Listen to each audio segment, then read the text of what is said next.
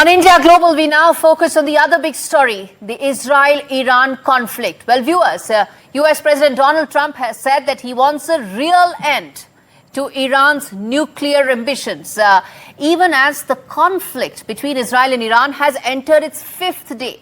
President Trump indicated that he may send senior American officials, including Vice President J.D. Vance and his Middle East envoy, to Tehran for possible talks.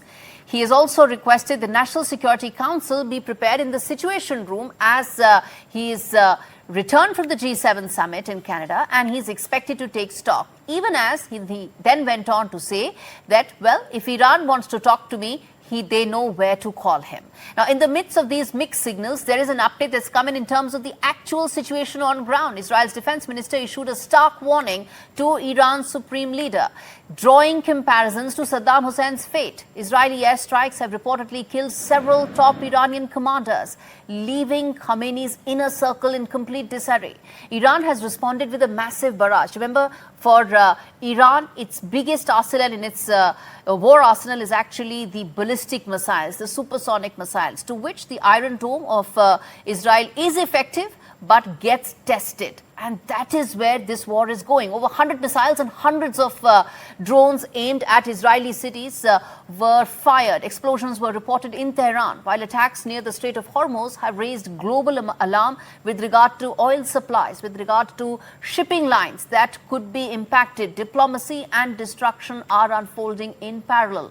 The region now teeters on the edge of a wider war, and India is moving swiftly to ensure the safety of its citizens in Iran is of paramount importance. Amidst the escalating tension in Israel, the Ministry of External Affairs has confirmed that Indian students have been moved out of Tehran, and others are still in the city, are being moved out and are being advised to leave immediately. The Indian Embassy has issued emergency contact numbers. If we have those numbers, let's flash that on our screens, the helpline numbers, so that anybody who's watching this broadcast knows which are the numbers to dial so that they can get in touch with the Ministry of External Affairs helpline and also the Indian Embassy there. India is ensuring that every student stranded there is help is reaching out to them, and they are able to get out and be evacuated safely, even as several countries, including the US, has told its citizens in Israel that it is not in a position to evacuate. Remember that, viewers. America has issued this advisory to its citizens in Israel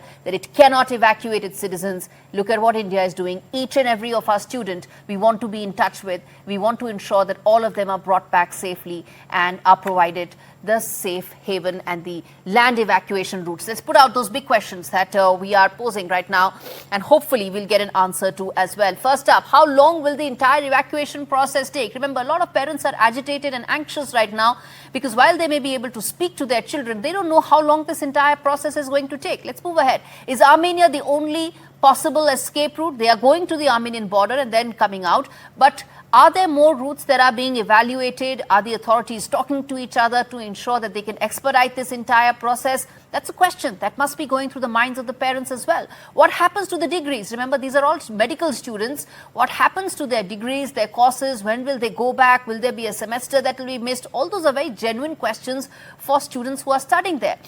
From scratch to, will they have to start from scratch, or will they continue? Again, those are questions that every student would be wanting to know, but there are no answers right now. And as far as Israel is concerned, there are a large number of Indians who are in Israel as well.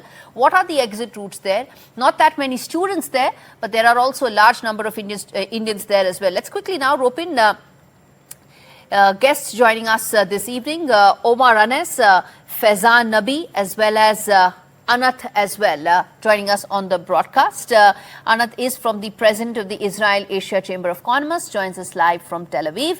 Faizan Nabi is a first-year MBBS student from the Kerman University of Medical Sciences in Iran.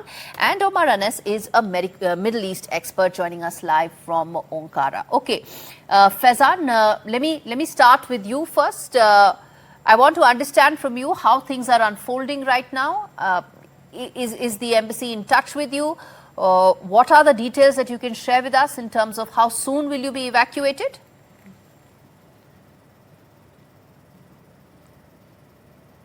Is Faizan with us? Okay, before we get in, Faizan, internet connectivity is a challenge in Iran right now. Let's get in Omar first, and then we get in Faizan at some point of time. Omar, how do you see this entire situation unfolding, and the fact that you have these civilians who are caught in the crossfire? What I see right now is that Israel is trying to build maximum pressure on Iranian government. Israel is issuing so many warnings.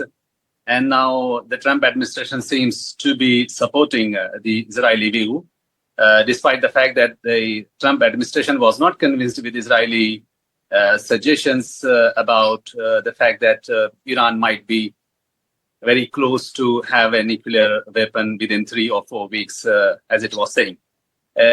But one thing I would like to say here is that Israeli agenda is now focused to change the regime in Tehran. And I think that Europeans and, of course, the Americans should also be worried of this agenda, because Iran is not Afghanistan, Iran is not like Iraq. And you can imagine if regime change agenda in Afghanistan brought Taliban back, and in Iraq it brought ISIS, what we are expecting from Iran, it is going to be very disastrous, devastating for the entire region, and especially for India and Pakistan and all of South Asia and Central Asia. So regime change agenda is not going to be the solution which Israel is proposing. In fact, Israel's main agenda is to keep the region extremely unstable, so that from the instability of the region and from the chaos of the region and from bloodshed of the region, Israel can remain the only so-called democracy in the world. And this is a typical colonial mindset which Israel is implementing from taking the cue from... Israel bashing. It is still a democracy, and it is the only democracy in the region. No, it is not democracy. Okay, so elections do happen there. Do let me know if elections happen in any other part of that region. But as I said, this is not about Israel bashing. The question was very simple, straightforward to you, which was about the citizens, Indian citizens who are stranded there, efforts that are being made to get them out of there, and also the latest in terms of the war right now, where Donald Trump has gone back saying that there will be an update in 48 hours. Ms. Annette Bernstein-Rake, I hope I got your pronunciation of your name right. Pardon me if I haven't. But I want to understand from you, how do you see this latest developments unfolding, especially with President Trump indicating that he's going to be speaking to his advisors in the Situation Room. He may be doing so as we speak, with an expectation that maybe some sort of a solution may be found. He said not ceasefire, maybe something permanent. What is it that you think could be the options on the table? Israel, first, good evening. Israel is seeking to dismantle the capabilities of Iran nuclear program. For that purpose, we're doing the work, but it will be quicker if US will join forces with us, and with their capabilities, we can conclude the work quicker. I'm very, I would say, not comfortable with what my former speaker said about Israel agenda. Israel agenda is not to change the regime. It might be a side effect, but definitely it's not our role to change a regime. Our role is to protect ourselves from a regime that wants to destroy us, and we will not let this happen. There will not be a second Holocaust in the Jewish life.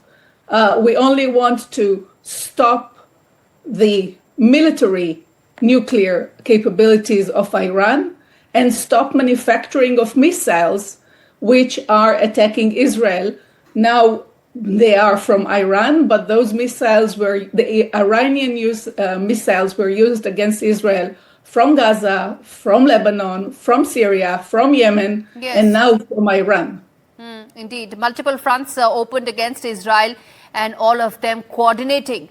Houthis also said that they are coordinating an attack with Iran on Israel. So that is something that the Houthis have said. Let's get in now. Faizan Nabi with us on the broadcast. Faizan, I want to then speak to you about the latest that's happening right now in terms of your safe passage out of Iran. Where exactly are you right now?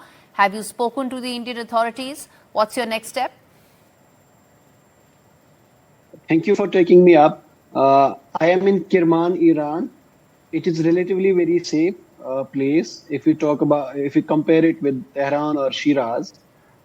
Since day one, since the tensions have arisen, since day one, the embassy has been playing an active role in facilitating our safe passage back to India.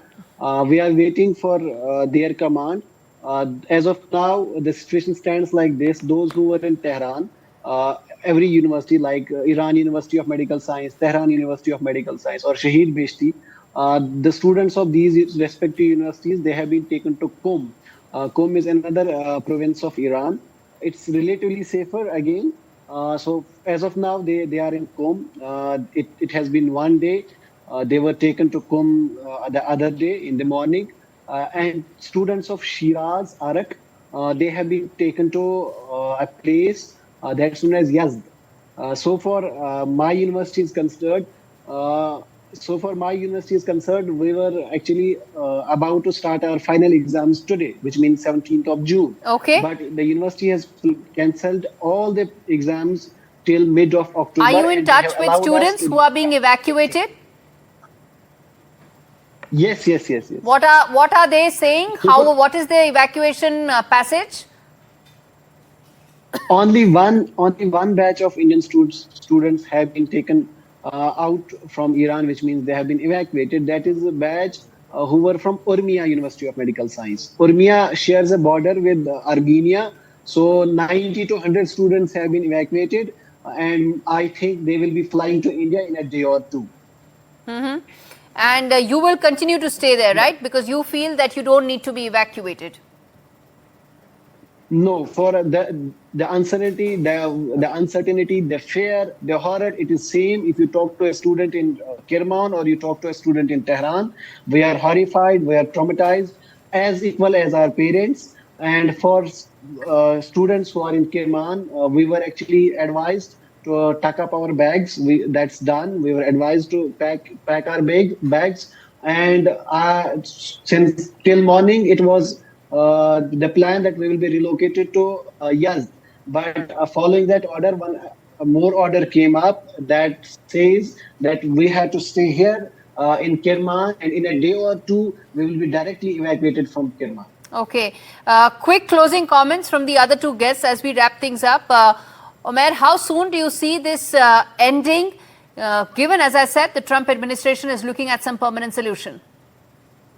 I think Iran is still willing to have a direct communication with the Trump administration and to secure some sort of assurance, because Iran was very serious, and Iran was, it was Trump administration's initiative to have a negotiated outcome. So okay. Iran is, I think, looking an opportunity.